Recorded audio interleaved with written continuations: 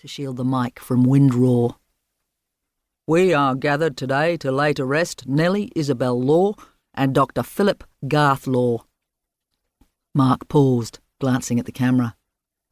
Carefully, so as not to move the lens, Gomble jerked his thickly bearded chin. Mark straightened and kept reading, pitching his voice to carry and somehow managing to sound even more formal. "We pay homage to Phillip Law, truly one of the great men in the rich history of Australian Antarctic exploration.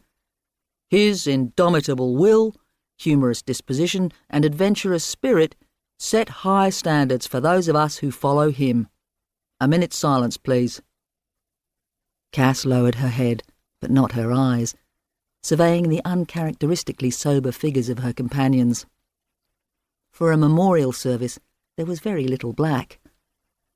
The bright and bulky department-issue parkas disguised all shape, leaving only height and her familiarity with her colleagues' taste in beanies and gaiters to tell everyone apart. Too much room between us all, Cass thought. If we were smart, we'd be huddling like male emperor penguins. No one was timing the silence, so when someone cleared their throat and sorrels began to shuffle in the snow, Mark got on with the speech. The wind wrestled with the paper, and he gripped it with both hands. "Phil Law spent his life in the pursuit and promotion of many scientific fields." As the long list of the man's polar achievements whisked from Mark's mouth, Cass's attention drifted back to the research paper she'd been trying to work on that morning, her lips tightening as she thought about the white screen and the judgmental flash of the cursor.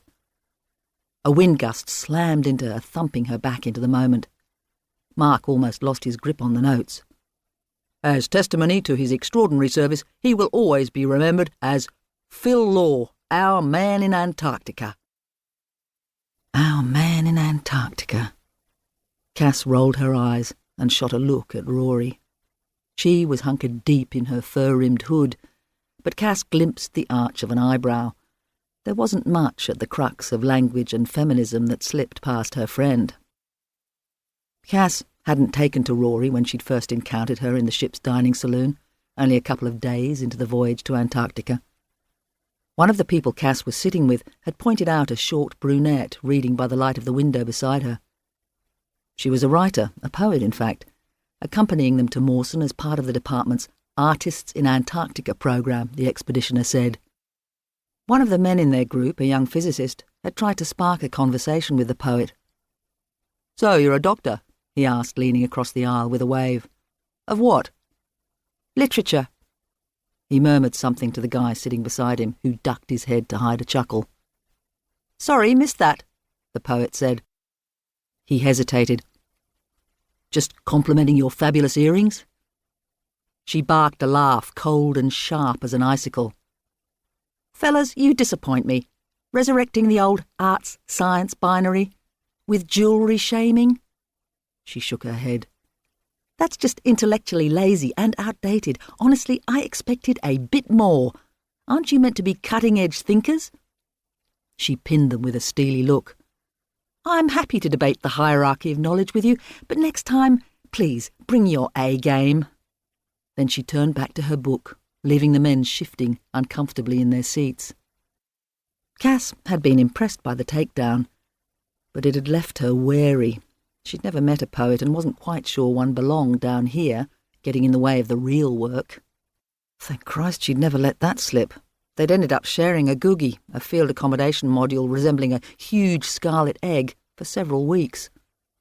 Rory had managed to finagle some time out in the field with the Adelie penguin team doing ecosystem monitoring on Bechervaise Island, and proved a natural at bird tagging, dodging pebble nests, and shepherding penguins over the weighbridge.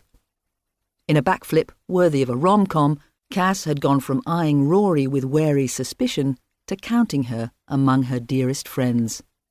It was almost a cliché of life down here that close-quarter living pressure-cooked a level of intimacy that would otherwise take years to forge. Shoving the paper into his pocket, Mark stepped up to the cairn. Reaching over, he removed the lid of a neat wooden box set into the top of the monument. The shape reminded Cass of those old microscope cases.